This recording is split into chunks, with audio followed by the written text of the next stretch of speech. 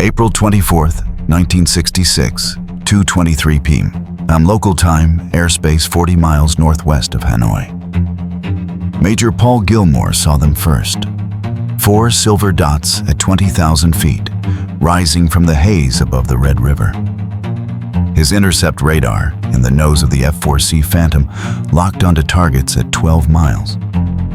But Gilmore didn't need electronics to understand what was happening. The silhouette shape was unmistakable.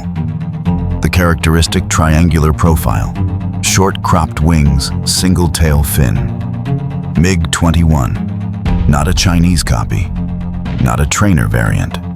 Real Soviet fighters rolled off the assembly line at the Gorky plant less than a year ago, crewed by North Vietnamese pilots who 3 months earlier had been training in Krasnodar.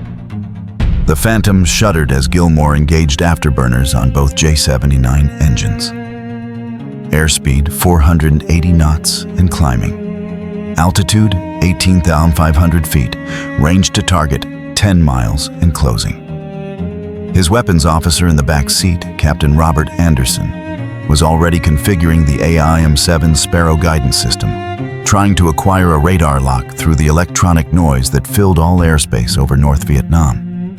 What Gilmore didn't know in that moment was that one of those MiG-21s was piloted by Senior Lieutenant Nguyen Van Cock, who had already shot down 2 American aircraft and would become one of the most successful Vietnamese aces of the war. He didn't know that Soviet instructors had spent the last 8 weeks training North Vietnamese pilots in specific hit-and-run tactics designed specifically against heavy American fighters. He didn't know that the RP-21 intercept radar in the nose of that MiG could acquire targets at the same range as his own. A technological parity Americans did not expect to encounter over the jungles of Southeast Asia. The MiGs turned. Not panicked, not chaotic, coordinated, professional, like pilots who knew their aircraft and their tactics. Gilmore fired his first Sparrow at 8 miles. The missile came off the rail in a cloud of white smoke and streaked forward, its semi-active guidance system seeking the reflection of radar energy from the target. Miss. The missile passed wide, confused by jamming or simply defeated by the target's sharp maneuver. The second Sparrow, same result. By the time the range closed to 2 miles, the MiGs were already departing, diving toward the deck on afterburner, using terrain and speed to break contact. The Phantom was faster at altitude, but the MiG-21 was nimbler, lighter, deadlier in the vertical. Gilmore turned back toward Da Nang, his fuel at minimum, his frustration at maximum. No results, no hits. Only the bitter understanding that Soviet technology and Soviet tactics had transformed the airspace over Hanoi into something entirely different from the training ranges in Nevada. What neither Gilmore nor the Soviet designers of the MiG-21, nor the instructors in Krasnodar understood, was that every second of this engagement was being recorded. Cameras aboard the Phantom captured trajectories, ground tracking. Radars noted altitudes and speeds. Intelligence analysts were already preparing reports on enemy tactics. Within 6 weeks, this data would feed into pilot training programs. Within 3 months, the U.S. Air Force would establish a specialized air combat school at Nellis. Within a year, the Have Donut program would emerge, a classified project in which American pilots would train against an actual MiG-21, secretly obtained through a third country. Because the Soviet Union had made a miscalculation. It had given the Americans a concrete adversary, concrete parameters, a concrete problem. And when it came to converting tactical defeats into systematic victories, analyzing every enemy maneuver and creating solutions faster than the adversary could adapt, the equation always resolved in America's favor. The war for air superiority was just beginning. And this was a war not of courage, but of adaptation cycles. In that mathematics, the Soviets lost from the first shot. American air superiority over Vietnam was not won through inherent technological supremacy. It was forged through a system of adaptation that operated at velocities the Soviet supply chain could not match. The central thesis of this narrative is unassailable. Victory was determined not by the quality of weapons, but by the speed of learning. The mathematics were brutal in their simplicity. Soviet designers in Moscow created weapons: the SA-2 surface-to-air missile, the MiG-17 and MiG-21 fighters, early warning radars, and shipped them to Hanoi. This process consumed months. American intelligence identified these weapons, dissected their weaknesses, and fielded countermeasures. This process required weeks. The delta between these two cycles determined who lived and who died at 20,000 feet over the Red River Delta. Consider the raw numbers that defined this technological duel. Between 1965 and 1968, the Soviet Union delivered approximately 95 SA-2 batteries to North Vietnam, accompanied by supporting radars and over 7,000 missiles. Each battery represented the cutting edge of Soviet air defense technology, the same system that had humiliated the CIA by downing Gary Powers' U-2 over Sverdlovsk in 1960. The North Vietnamese deployed these batteries in an integrated air defense network more sophisticated than anything protecting Moscow itself.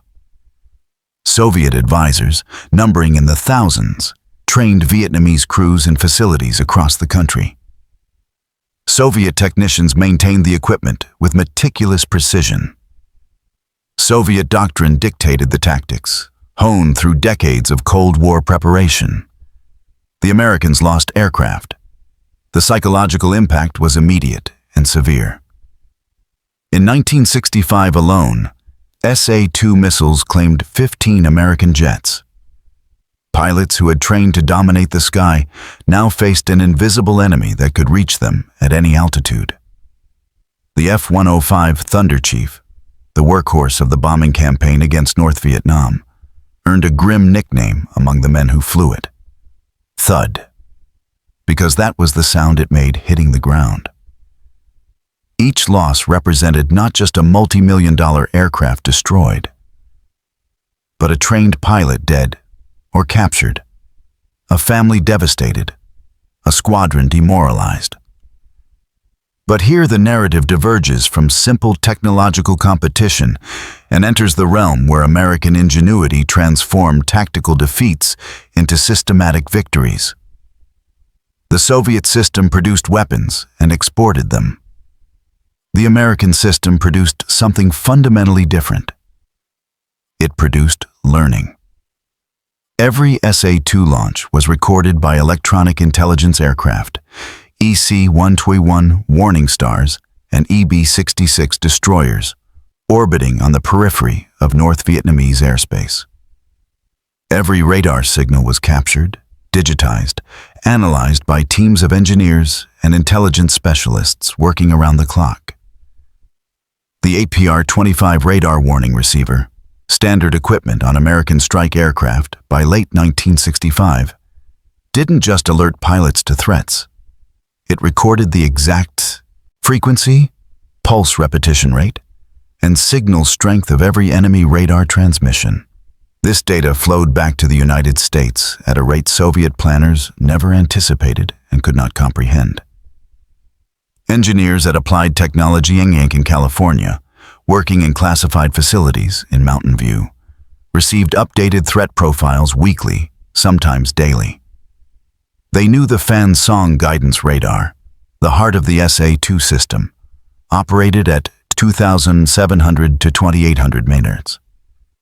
They knew it required 27 seconds from initial target acquisition to missile launch, an eternity in aerial combat.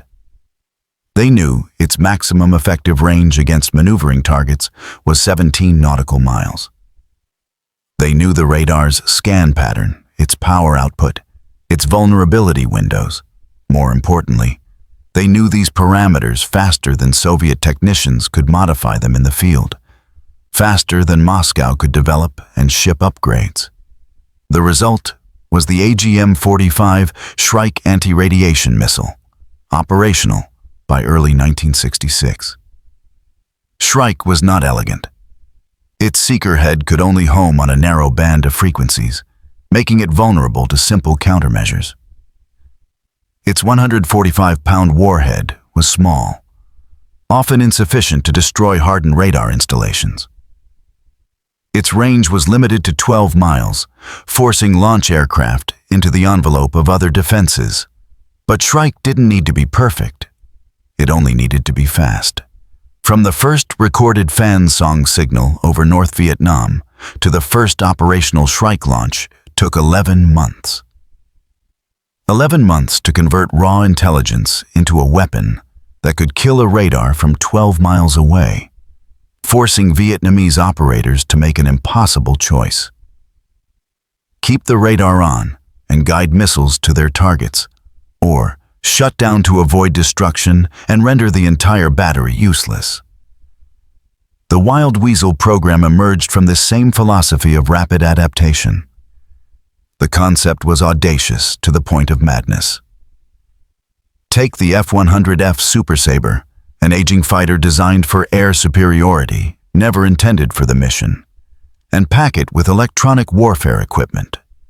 Train two-man crews to deliberately provoke SAM launches by flying directly toward radar sites, then destroy those sites with Shrikes or cluster bombs in the seconds before the missiles arrived. The first Wild Weasel missions flew in November 1965, just months after the concept was conceived. Crews adopted the motto, "First in, last out," acknowledging their role as the tip of the spear, the most vulnerable aircraft in any strike package. By March 1966, they were claiming confirmed kills against SA-2 sites. By late 1967, the upgraded F-105F Thunder Chief had replaced the F-100.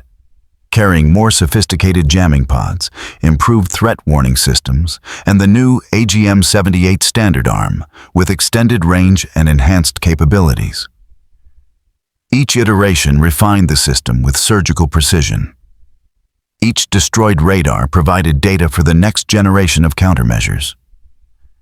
Each survived engagement fed back into training programs. The Soviets responded by modifying tactics, turning radars on for shorter periods to minimize exposure, using optical tracking systems to guide missiles when electronic systems were jammed, deploying dummy sites to waste American ordnance. The Americans adapted faster. The ALQ-87 jamming pod entered service in 1966, generating false targets on Vietnamese radar screens, creating phantom aircraft that diverted missiles from real targets. The AGM-78 Standard Arm, operational by 1968, featured an inertial memory unit that represented a quantum leap in capability. If the target radar shut down after detecting the missile launch, Standard Arm continued to the last known position, diving on those coordinates with lethal accuracy. This single technological advance changed the tactical equation fundamentally. Vietnamese operators could no longer simply turn off their radars to defeat incoming anti-radiation missiles. They had to physically relocate their equipment. A process that took hours, required vehicles, crews, coordination, and exposed the battery to detection during movement. This was the essence of American innovation. Engineers closing the loop between threat identification and countermeasure deployment faster than Soviet supply chains could deliver new equipment to Southeast Asia. It wasn't about building better missiles or faster fighters in isolation. It was about constructing a system that learned faster than the enemy could adapt, that turned every engagement into data, every loss into a lesson, every tactical defeat into the seed of future victory. The air-to-air war narrated the same story through different numbers, different aircraft, but the same underlying pattern of American adaptation overwhelming Soviet technology. When the MiG-21 Fishbed arrived over North Vietnam in 1966, it represented the apex of Soviet fighter design. A sleek, deadly interceptor capable of Mach 2 at altitude, armed with heat-seeking K-13 ATOL missiles, reverse-engineered from American Sidewinders captured by the Chinese, flown by pilots trained at Soviet academies in Krasnodar and Armavir. The North Vietnamese Air Force, with intensive Soviet backing, developed a sophisticated ground-controlled intercept system that leveraged the MiG-21's strengths while minimizing its weaknesses. Soviet-supplied radars tracked American strike packages from the moment they crossed into North Vietnamese airspace. Controllers vectored MiGs to optimal intercept positions with precision. The fighters struck fast, fired their missiles, and disengaged before American escorts could respond. Classic hit-and-run tactics, refined through years of Soviet air defense doctrine. In the first 6 months of 1966, this system worked with devastating effectiveness. The MiG-21's ATOL missiles claimed 4 American aircraft. The fighter's superior acceleration in the vertical allowed it to disengage from unfavorable encounters, diving away on afterburner before American F-4 Phantoms could bring their weapons to bear. Vietnamese pilots, many trained directly by Soviet instructors, demonstrated proficiency that shocked American commanders accustomed to viewing Asian adversaries as technically inferior. Senior Lieutenant Nguyen Van Cock, who would become Vietnam's highest-scoring ace with 9 confirmed kills, epitomized this new threat. Professionally trained, tactically sound, flying a world-class fighter. But again, the Americans were recording everything. Gun camera footage captured MiG-21 flight profiles, documenting turn rates, acceleration characteristics, energy management. Electronic intelligence aircraft recorded the frequencies used by North Vietnamese ground controllers, mapping the entire command and control architecture. Debriefing reports from every engagement, victories, defeats, and the ambiguous encounters in between, fed into a growing database of enemy tactics maintained by intelligence units. The pattern became clear through systematic analysis. MiG-21s operated under rigid ground control, executing pre-planned intercept profiles with limited flexibility for improvisation. This was a strength against undisciplined opponents, but a fatal weakness against an enemy that learned to exploit it. The American response came in layers, each building upon the others. First, tactical adaptation at the squadron level. Fighter sweeps began deliberately trolling for MiGs, using strike packages as bait while maintaining combat air patrol stations at optimal intercept positions. The legendary Bolo operation on January 2, 1967, exemplified this approach with devastating results. F-4 Phantoms from the 8th Tactical Fighter Wing, led by Colonel Robin Olds, a World War II ace and one of the Air Force's most aggressive tacticians, mimicked the radar signature and flight profile of F-105 strike aircraft. When MiG-21s rose to intercept what they believed were vulnerable bombers laden with ordnance, they found Phantoms instead, flown by pilots specifically trained for this engagement. 7 MiGs fell in a single afternoon, nearly 20% of North Vietnam's MiG-21 fleet destroyed in one carefully orchestrated trap. The psychological impact on North Vietnamese pilots was profound. For weeks afterward, MiG activity dropped precipitously as commanders reassessed their tactics and pilots questioned every target. Second, technological response refined through the industrial base that was America's ultimate strategic advantage. The IM-9D Sidewinder, introduced in 1967, featured improved seeker sensitivity and better resistance to countermeasures compared to earlier variants. The problem wasn't building a better missile. American industry possessed that capacity in abundance.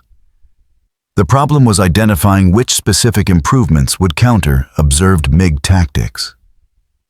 Did Vietnamese pilots use the sun for thermal masking during disengagement? Engineers upgraded the seeker's infrared filter. Did they execute high G breaks at specific ranges to defeat missile tracking? Engineers adjusted the guidance logic to maintain lock through violent maneuvers. Each modification was tested, validated, and rushed to operational units in timeframes measured in weeks and months, not the years typical of Soviet development cycles. Third, and most critically for long-term success, institutional adaptation at the strategic level. The Navy established the Fighter Weapons School, later immortalized as TOPGUN, at Naval Air Station Miramar in March 1969. The Air Force created its Fighter Weapons School at Nellis Air Force Base in Nevada. Both programs emerged from the same brutal realization. American pilots trained to employ technology were losing to Vietnamese pilots trained to fight. The solution wasn't better missiles or more powerful engines. It was better training in how to use those missiles, how to exploit the F-4's strengths, how to mitigate its weaknesses, how to think like a fighter pilot rather than a systems operator. The data supported this conclusion with mathematical clarity. In 1968, the exchange ratio in air combat hovered around 2:1 in America's favor. Hardly the dominant performance expected from a technologically superior force. By 1972, after Top Gun graduates deployed to carriers in significant numbers, the Navy's exchange ratio jumped to 12.51. The aircraft hadn't changed dramatically. The F-4 Phantom was still the F-4 Phantom. The missiles were only incrementally better. The AIM-9G was an evolution of the AIM-9D, not a revolution. What changed was the human system operating, the technology, the tactical knowledge base, the understanding of energy management and angle-off and turn circles that separated good pilots from dead pilots. But even this institutional learning operated within the framework of technological adaptation that characterized the entire American effort. Top Gun's curriculum centered on understanding the MiG-21's flight envelope with scientific precision. Its turn radius at various speeds, its acceleration characteristics from corner velocity, its vulnerability windows in different flight regimes. American pilots trained against A-4 Skyhawks and F-5 Tigers, configured to simulate MiG performance as closely as possible. Later, through classified channels that remain partially obscured even today, the United States obtained actual MiG-21s through defections and third-country transfers.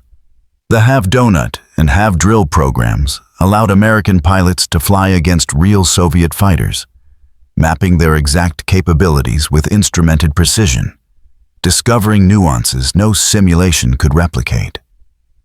The Soviets had no equivalent program and could not create one within their system's constraints. Soviet pilots might fly against captured American equipment, and they did. Testing F-4 Phantoms and F-105s obtained through various means. But the Soviet military-industrial complex lacked the institutional flexibility to rapidly disseminate lessons learned. A Soviet pilot who discovered a tactical nuance against an F-4 Phantom reported it up the chain of command through rigid bureaucratic channels. Months later, after review by multiple committees and approval by political officers concerned with ideological implications, the information might filter back to training programs. The Americans disseminated tactical updates within weeks, sometimes days, through informal networks of instructors who rotated between combat units and training commands. The most intensive technological duel occurred not in the visible spectrum, but in the electromagnetic realm. By 1967, the airspace over North Vietnam had become the world's first fully electronic battlefield. A three-dimensional arena where American strike packages brought not just bombs, but an entire suite of electronic warfare capabilities designed to blind, confuse, and overwhelm North Vietnamese air defenses at frequencies invisible to the human eye. The ALQ-71 jamming pod, carried by EB-66 electronic warfare aircraft orbiting at the periphery of defended airspace, generated high-power noise across multiple frequency bands that degraded radar returns, turning crisp target images into fuzzy blobs. The ALQ-87 pod, mounted on individual strike aircraft, created multiple false targets through sophisticated deception techniques, making one aircraft appear as several on Vietnamese radar screens. The ALQ-101 pod jammed SA-2 guidance radars on specific frequencies identified through signals intelligence. Each system represented a specific answer to a specific Soviet technology, a countermeasure tailored to exploit known vulnerabilities. The North Vietnamese adapted within their constraints, guided by Soviet advisors who understood electronic warfare from defending their own airspace during the Cold War. They introduced home-on-jam modes for SA-2 missiles, allowing them to fly toward the source of jamming when normal guidance failed. They deployed barrage fire tactics, launching missiles without radar guidance into the predicted path of strike packages, saturating airspace with explosives. They mixed modern SA-2 batteries with older, optically guided 57mm and 85mm anti-aircraft guns, forcing American aircraft into medium altitudes where both systems overlapped, creating a deadly gauntlet.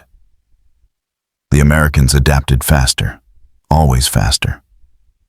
Wild weasel tactics evolved to target not just the radars themselves, but the associated command and control infrastructure that made the entire system function. If destroying the fan song radar forced the battery offline for hours, while technicians installed a replacement, destroying the generator or the command post forced it offline for days, while engineers rebuilt the facility. Strike packages began carrying a mix of weapons optimized for different targets. Cluster bombs with hundreds of submunitions for soft targets like radar antennas. Laser-guided bombs with 2,000-pound warheads for hardened command bunkers built to withstand conventional attack. The AGM-78 Standard Arm exemplified this evolution from simple countermeasure to sophisticated hunter-killer system. Unlike the earlier Shrike, which lost guidance when the target radar shut down, Standard Arm featured an inertial memory unit that revolutionized anti-radiation warfare. If the target radar shut down after detecting the missile launch, standard Soviet doctrine to defeat incoming weapons, the missile continued to the last known position, diving on those coordinates with its 215-pound warhead. This single feature changed the tactical equation fundamentally. Vietnamese operators could no longer simply turn off their radars to defeat incoming anti-radiation missiles and preserve their equipment. They had to physically relocate their batteries, a process that took hours, required vehicles vulnerable to air attack, and disrupted the entire defensive network. The Soviet response was to supply more sophisticated systems through the pipeline that connected Moscow's design bureaus to Hanoi's airfields. The SA-3 GOA low-altitude missile arrived in 1972, specifically designed to counter low-level penetration tactics that American pilots had adopted to avoid SA-2s. American aircraft that flew low to avoid the SA-2's high-altitude envelope now faced a new threat optimized for that exact altitude band, with faster reaction times and better performance against terrain masking targets. The MiG-21MF arrived with improved avionics packages and better missiles. Soviet technicians introduced new radar frequencies and more sophisticated electronic countermeasures. But each new Soviet system arrived as a complete package, requiring months of shipping across oceans, assembly by specialized technicians, and training for Vietnamese operators who had to learn new procedures. American countermeasures arrived as software updates loaded into existing equipment. New pod configurations flown to Thailand in transport aircraft, or modified tactics disseminated through classified message traffic, changes that could be implemented in weeks. The F-4E, introduced in 1967, carried an internal M61 Vulcan cannon specifically because tactical analysis of air combat showed a need for close-range weapons when missiles failed or rules of engagement prevented their use. The F-105G Wild Weasel, operational by 1970, integrated all previous electronic warfare lessons into a single optimized platform that combined the speed and payload of the Thunder Chief with the latest jamming pods and anti-radiation missiles. The contradictions and culminations of this technological arms race reached their apex during Operation Linebacker in the spring and summer of 1972. By this point, North Vietnam's air defense network represented the most sophisticated Soviet-supplied system deployed outside the Warsaw Pact, a multi-layered fortress of steel and electronics. Over 300 radar sites blanketed the country, tracking everything that moved. 30 active airfields hosted approximately 200 MiG fighters, MiG-17s, MiG-19s, and the deadly MiG-21s. More than 1,500 anti-aircraft artillery sites, ranging from 23mm rapid-fire guns to 100mm heavy batteries, created a curtain of steel through which aircraft had to fly. And critically, upgraded SA-2 batteries with improved guidance systems, supplemented by the new SA-3 and SA-7 man-portable missiles, all operated by Soviet-trained crews with years of combat experience. Men who had learned their trade under fire and survived. The Americans, in turn, brought capabilities refined through 7 years of technological iteration and tactical evolution. Laser-guided bombs that could destroy individual buildings, even specific rooms within buildings, with the first bomb rather than requiring dozens of sorties. Advanced jamming pods that covered multiple threat frequencies simultaneously, creating electronic havens within enemy airspace. Fighter pilots trained at TOPGUN and Red Flag, the Air Force's realistic combat training program at Nellis, to exploit specific weaknesses in Soviet equipment that had been painstakingly documented. Wild Weasels equipped with the AGM-78 Standard Arm and sophisticated threat warning systems that provided 360-degree coverage and automatic threat prioritization. The results validated the thesis with brutal clarity. In the first week of Linebacker, American losses were higher than anticipated. 21 aircraft to all causes, including surface-to-air missiles, anti-aircraft artillery, and MiGs. Each loss was analyzed immediately, the circumstances documented, the lessons extracted and disseminated. But the trend line was clear and irreversible. As tactics refined in response to observed threats and countermeasures adjusted based on real-world performance, the loss rate declined with mathematical precision. By week 3, losses had dropped to single digits despite maintaining the same sortie rate, the same targets, the same defended airspace. By week 6, American strike packages were penetrating the Hanoi-Haiphong area, the most heavily defended airspace on Earth, defended more thoroughly than Moscow itself, with predictable regularity and acceptable losses. The critical engagement occurred on May 10, 1972, a day that would become legend in American air combat history. 8 F-4 Phantoms from the 8th Tactical Fighter Wing engaged a large force of MiG-17s and MiG-21s over Hanoi, in conditions that should have favored the defenders. Short-range, ground-controlled intercepts, defenders operating over their own territory with unlimited fuel and the option to disengage at will. In the 12-minute engagement that followed, American pilots shot down 5 MiGs without loss.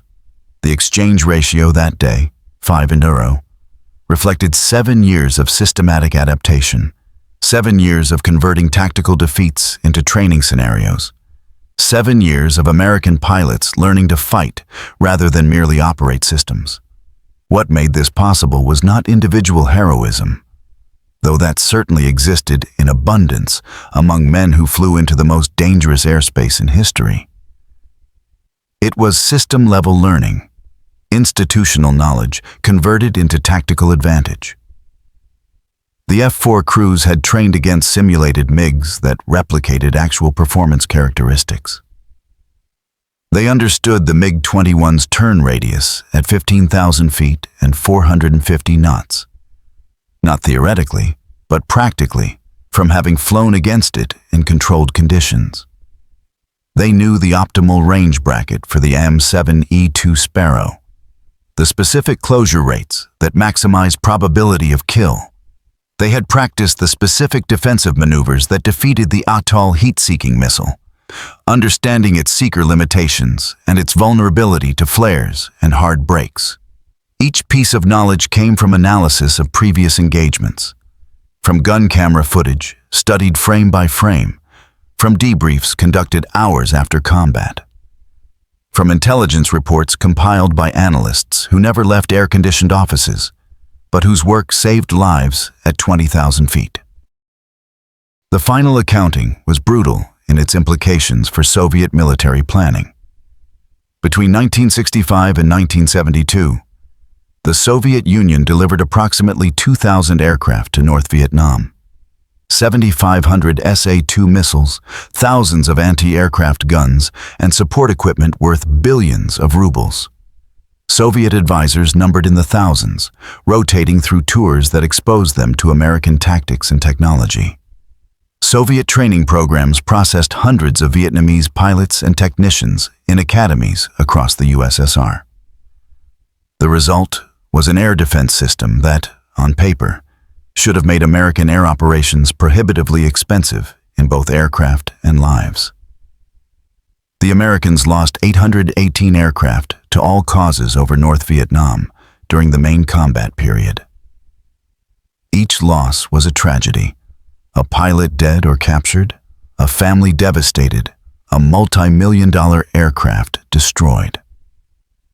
But examined through the cold lens of technological competition, the exchange was starkly asymmetrical in ways that Soviet planners had not anticipated. The United States destroyed approximately 195 North Vietnamese aircraft in air-to-air combat. American ground fire and bombing destroyed hundreds more MiGs on the ground, catching them during takeoff, landing, or parked on airfields. Shrike and Standard Arm missiles destroyed more than 600 radar systems, forcing the North Vietnamese to cannibalize damaged batteries to keep others operational. More critically, for understanding the underlying dynamics, the loss rate declined over time. Irrefutable evidence of successful adaptation. In 1966, American forces lost 1 aircraft for every 40 sorties over North Vietnam. By 1972, that rate had improved to 1 loss per 400 sorties, a tenfold improvement. The threat hadn't decreased.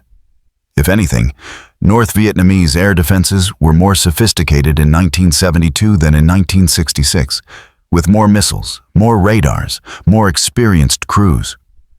What changed was American capability to counter those threats, to neutralize them through electronic warfare, to suppress them through wild weasel strikes, to avoid them through intelligence-driven route planning. The Soviet system could not match this adaptation speed due to fundamental structural limitations. When the SA-2 proved vulnerable to wild weasel attacks, the Soviet response was to develop the SA-3, a years-long process involving design at research institutes, testing at ranges, production at factories, and deployment through a supply chain that stretched thousands of miles. When the MiG-21 proved vulnerable to new American tactics, documented through gun camera footage and intelligence reports, the Soviet response was the MiG-21 AMF, with improved avionics. Again, a multi-year development cycle constrained by bureaucratic approval processes and production capacity. The Americans operated inside the Soviet decision cycle with systematic precision. By the time new Soviet equipment arrived in Vietnam, American countermeasures were already in development, or, in some cases, in operational testing. The AGM-78 entered service specifically to counter improved SA-2 tactics observed in combat. The F-4E received an internal gun because analysis of air combat engagements showed that 40% of encounters ended at ranges where missiles couldn't be employed due to minimum range limitations or rules of engagement. The ALQ-1119 jamming pod answered the SA-3 threat within months of its first appearance, carrying software specifically tuned to that system's radar frequencies. Each response came faster than the Soviets anticipated, faster than their supply chain could adjust, faster than their doctrine could evolve. Soviet military analysts understood what had happened, though their reports remained classified for decades. Marshal Pavel Batitsky, head of Soviet air defense forces during the critical period, later acknowledged in restricted circulation military journals that American electronic warfare capabilities had evolved faster than Soviet countermeasures could be developed and deployed. A classified Soviet assessment from 1973, partially declassified decades later, noted with bureaucratic understatement that the time from American identification of a threat to deployment of a countermeasure averaged 9 to 12 months.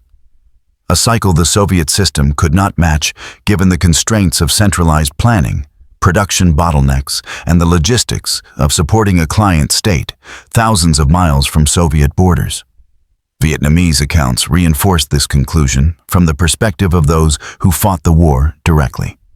Nguyen Van Cock, the MiG-21 pilot who became Vietnam's highest-scoring ace, later described in interviews the experience as fighting an enemy that learned from every engagement with systematic thoroughness.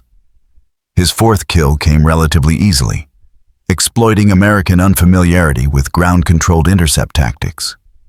His later attempts grew progressively harder as American pilots adapted their tactics specifically to counter the techniques he had successfully employed, forcing him to innovate constantly or risk becoming predictable and therefore vulnerable. American post-war analysis was more direct and less constrained by political considerations. The Navy's ALT report, examining air-to-air combat effectiveness with brutal honesty, concluded that institutional learning, embodied in programs like TOPGUN, was worth more than incremental technology improvements in producing combat-effective aircrew. The Air Force's Red Baron studies reached similar conclusions through different analytical methods: systematic analysis of combat results, rapid dissemination of lessons learned through formal and informal channels, and realistic training that replicated combat stress produced better results than simply building more sophisticated weapons and assuming superior technology would prevail. Soviet military theorist General Makhmut Ghariev, writing in the 1980s with the benefit of hindsight, noted that the Vietnam War demonstrated the limitations of supplying technology without the supporting institutional infrastructure to learn from its employment. The Soviet Union had given North Vietnam world-class equipment. The SA-2 was a capable missile. The MiG-21 was a deadly fighter. Soviet radars were sophisticated and well-designed. What the Soviet Union could not give was the system that learned faster than the enemy could adapt, that converted every engagement into data for improvement, that closed the loop between tactical employment and strategic development in timeframes measured in weeks rather than years. The technological arms race in the skies over Vietnam was never a fair contest, but not for the reasons commonly assumed. American technology was not uniformly superior. Soviet equipment was often excellent, sometimes even superior in specific parameters. The SA-2 was a capable long-range missile with good altitude performance. The MiG-21 was a deadly point defense interceptor with excellent acceleration. Soviet radars were sophisticated and, in some cases, more resistant to jamming than American planners anticipated. The asymmetry was institutional, systemic, fundamental. The Soviet system designed weapons, produced them, and exported them, a process measured in years and constrained by centralized planning. The American system identified threats, analyzed vulnerabilities, developed countermeasures, tested them, produced them, and deployed them, a process measured in months and accelerated by industrial capacity that could surge production when needed. This delta, this gap in adaptation cycles, determined the outcome with mathematical certainty. American air superiority over Vietnam was won not by better weapons in isolation, but by a better system for developing, employing, and improving those weapons. It was won by engineers who could design a new jamming pod in months.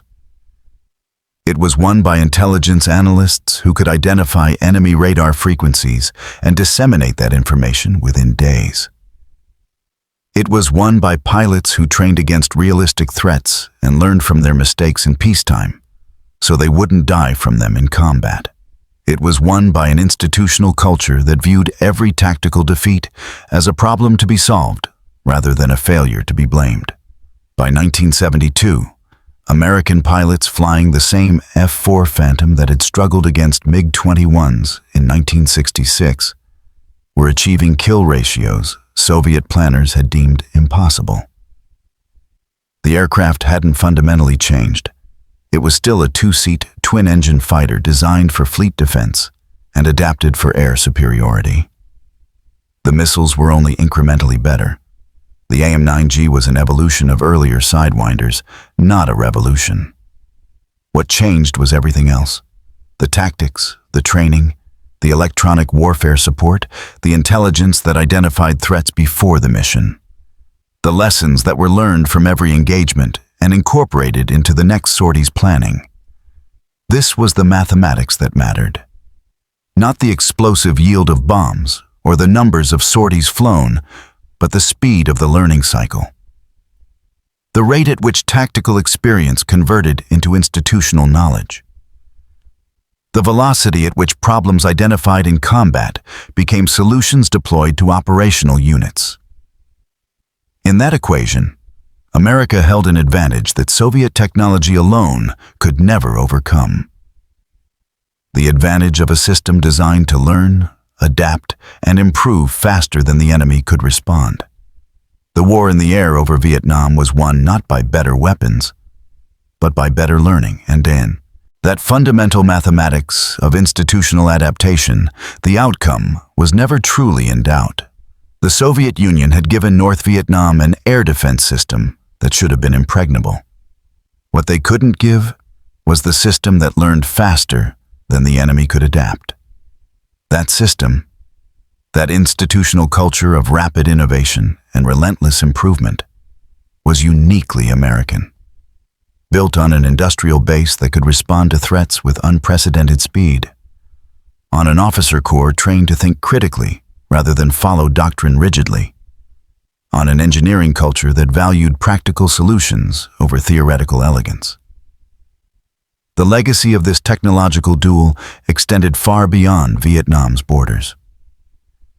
The lessons learned over Hanoi shaped American military development for decades. The systems developed to counter Soviet technology, Wild Weasel aircraft, HARM missiles, advanced electronic warfare pods, became the foundation of American air warfare doctrine. The institutional practices, realistic training, rapid dissemination of tactics, systematic analysis of combat results, became embedded in how the American military prepared for war. The fundamental understanding that adaptation speed mattered more than initial technological advantage became a cornerstone of American military planning. For the Soviet Union, Vietnam represented a strategic miscalculation that would echo through the remaining decades of the Cold War. They had provided their client state with world-class equipment and expected that equipment to prevail through technological superiority. What they discovered, at tremendous cost in prestige and resources, was that technology alone was insufficient against an enemy that learned faster, adapted quicker, and possessed the industrial capacity to convert lessons learned into operational capabilities measured in weeks and months rather than years. This lesson would haunt Soviet military planners through their invasion of Afghanistan and ultimately contribute to their recognition that the USSR could not compete with American military innovation in the long term. The young pilots who trained at TOPGUN and Red Flag, who learned to exploit MiG-21 weaknesses documented through classified programs, would eventually lead the American military in later conflicts. The engineers who designed jamming pods and anti-radiation missiles would go on to create the stealth aircraft that rendered Soviet-era air defenses obsolete. The intelligence analysts who mapped North Vietnamese radar networks would refine the techniques used to plan the opening strikes of future wars. The institutional culture of rapid adaptation, forged in the deadly skies over Vietnam, would become America's most enduring military advantage. An advantage that no adversary has successfully countered to this day.